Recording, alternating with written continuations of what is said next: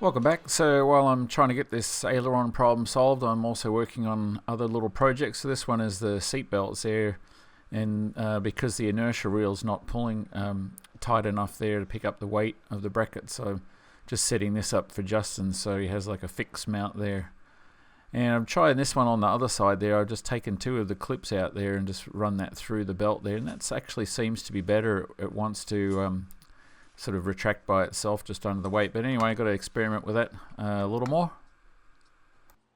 And for those of you who haven't seen the movie Groundhog Day, it's basically where Bill Murray is in a situation where he wakes up every morning to the same day of the year and does the same things over and over again, and can't seem to get out of that loop. And that's kind of what I feel like a little bit here with working on this setup there for the aileron pulleys and cables and stuff. So as you can see, got everything sort of dialed in. I'm just starting to run the cables now. So now you can see down below there that cable coming through to the pulley there in the rear. And then I've just, on some of the ends there, I've already crimped them, and others I've just got a temporary one on there just until I get the lengths exactly where they need to be. Because it's fairly important that you get the lengths fairly close to where you need it to be, but as you can see, that one's got a crimp on it.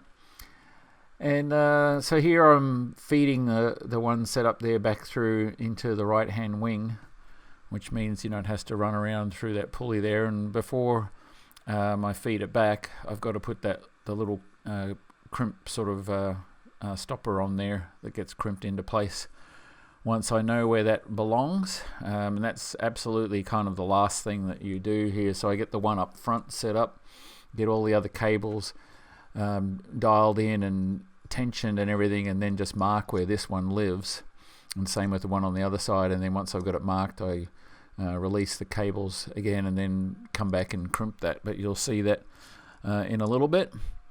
So but in the meantime, I just set it up in here so the cable can still slide through it. So everything's just sort of rigged as it normally would be.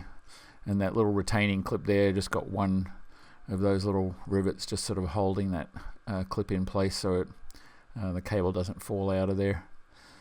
So yeah, get all that back together, and then I can get everything set up and tested. So that's what it looks like put in place again. And I got to slide that little cable in through that opening there. Which didn't take too much effort, but I couldn't do it with one hand. So yeah, just dropped the camera and got that one pushed into place, and there you can see sorted out. So same thing needed to be done on the other side. And so here I've measured the cable for that side and just cutting it to length there, so I've just got it clamped in place so I can hold it with one hand. And yeah, I'm being super careful, making sure I don't hurt myself with that thing, and with the angle grinder with a cutoff wheel on it. And I always unplug it when I've finished, so I don't accidentally step on it and have it fire up. So yeah, once I've cut the cable like that, I just, well, depending on whether I'm crimping the proper end on it or just putting one of the temporary ones on it, you just loop it around and put one of those little eyelets in there, and either crimp it or just clamp it into place. So my goal was to just basically put this back the way it was before I had the larger pulleys in place. And that one that I'm running it into now, I'm just running it around through that pulley. That one I reinforced last time because I was concerned that that one could flex. Again, that one's under tension, and there's a bulkhead running vertically there in behind that main bulkhead, and that's what that one's bonded to. And I did put a bolt through there, to secure it. But anyway, we'll see. So this is the one on the other side. Same thing as what I did on the one on the right-hand side. And now I'm just crimping one of those ends over this loop for the end of the cable. So this setup here basically has 3 different sections of cable, and then each joined together using a turnbuckle. So there you can adjust the tension on each particular part of the cable. And as you see there, I'm waiting the 20 seconds that somebody had recommended there for that to basically set up nicely before I undo that and then crimp the next place. So I do the center, wait 20 seconds, do the side that's closest to the little eyelet there, and then finally do the outer side of it. So yeah, a little bit time consuming doing all this, but really, I'm getting good practice at it. Not that I really want to be practicing it so much, but that's what's happening, just because of how long this is taking, and hoping full well that this solves my problem. But as you'll see coming up, I'm not quite there yet. I've still got a little bit of flex in the system, and as of me doing this voiceover right now, I've only had an hour or so to look at what you'll see coming up on the video, just to see where the movement still is. So I haven't really had a chance to think about how to fix what I've still got in the way of movement. And I've been using this one website there on Looseco that tells me what the expected cable flex should be for a given length of cable under a certain amount of load, given the 7x19 cable that I'm using. But the problem is I don't know exactly how much force I'm putting on the cable there when I do my thing where I lock out the ailerons. But anyway, you'll see that coming up. So there you can see I've got everything into place, at least so temporarily. And this is the point where I can go ahead and crimp that ball on the front part there, where the main wheel is there up in the front of the keel. So that was the next step, was to do that. So before I disconnected the turnbuckles, I marked with tape there where the cables were in relative to the wheel on this one, and that way I could keep an eye, or at least know exactly where that little crimp thing needs to be done, that little cable stopper. So I've got that sort of taped into place there, and then just come back with the crimpers there and crimp that on.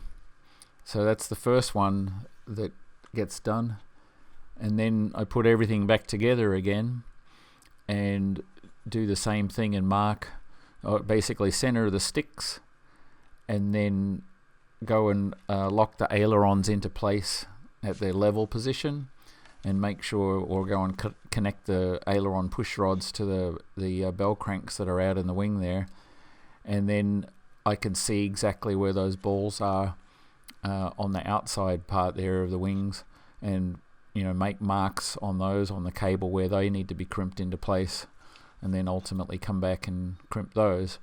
And at that point, at the same time, I can go ahead and put the final crimps on the other ends of the cables, where I just had those little clamps on there instead. So just basically putting everything into the final positions, and then the next goal after that, or the next step after that, is just to tension everything up. So there you can see that one's crimped into place, and then I can put the wheel back on and put that back into place. So here I'm just doing another one of these ends there up in the cabin, so because that's where all the ends end up being there. Got 6 of these to do. As I said, three separate cables that run, the one that runs from the bulkhead here up the middle of the keel around that wheel in the front, and then back again, and then the cable on either side that runs out to the little bell crank in the wing strake there that the push rod connects to for the aileron. And then, as I said, 3 different turnbuckles in between those. And the purpose of the different turnbuckles is that you can adjust the cable length for each particular cable in order to make small adjustments to where the aileron actually sits with respect to the sticks. So you can make it, if you want, that when the sticks are centered, that you could have the aileron sitting slightly high or sitting slightly low if you wanted to. But obviously you'd want to make them so they're the same height, or or lowness in that when the stick is centered. So here I gone and marked the ones in the right hand wing there, and just sort of clamped it into place so it wouldn't move there while I crimped it. And again, just doing the same thing, just crimping that ball on there just to get that one locked into place. And getting close at this point to having everything done and able to test it all again. So, and one of the things I'm still not sure about, and you'll see, is exactly what the pre-tension that I can run is. I've had it up to 70 pounds of pre-tension, and the whole system seems to be smooth like that. So there you can see there's that one done, and now I just got that clip in place again, just temporarily, because I'll just pull everything apart when I know this is all working right, and then put the final touches on everything. So here I'm just connecting up the last of the 3 turnbuckles again, so I can tension up the whole system. And as you can see, those things just rotate in the one direction, and it has the opposite thread on one end, so like a normal right hand thread on one side and a left hand thread on the other. So you know, when you turn the center turnbuckle there, it tightens the whole thing or loosens the whole thing.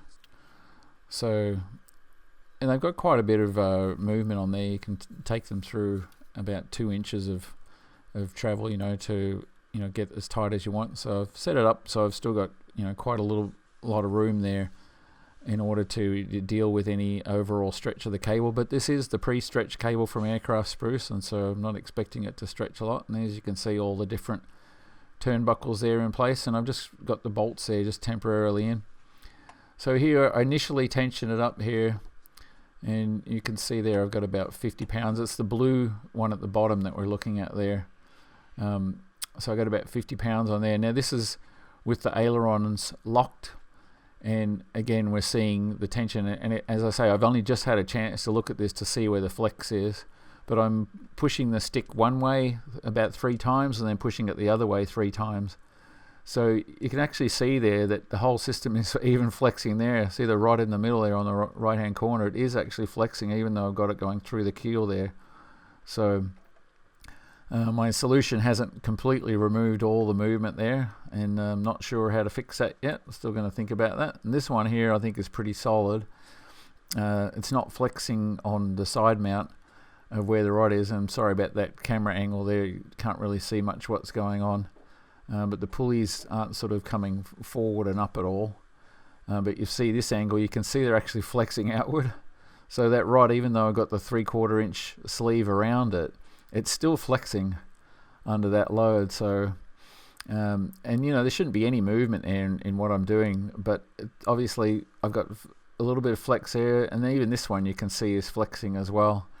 And, initially the cable goes loose because I'm pulling on the other side tight, and then I pull on this side and you can see the whole thing's flexing. So I need to look at that one and see, and ultimately I need to figure out where the movement is the worst and try and fix it all as much as possible. And this is just showing them where the front one's bolted, and that's not moving there at all, and showing up here in the wing, and the top cable goes loose because I'm pulling on the bottom one, and then I'm pulling on the top cable, so there's a little bit of movement there.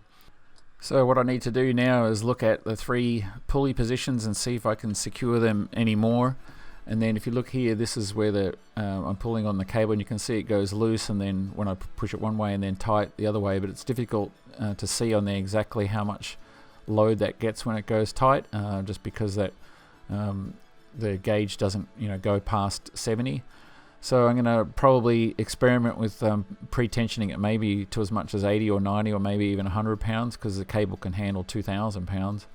And then see if that makes a difference, and then see if I can anchor those other pulleys. And other than that, I don't know what to do. Just try and sort it out. Anyway, that's my video. Thanks again for watching, and tune in again next week.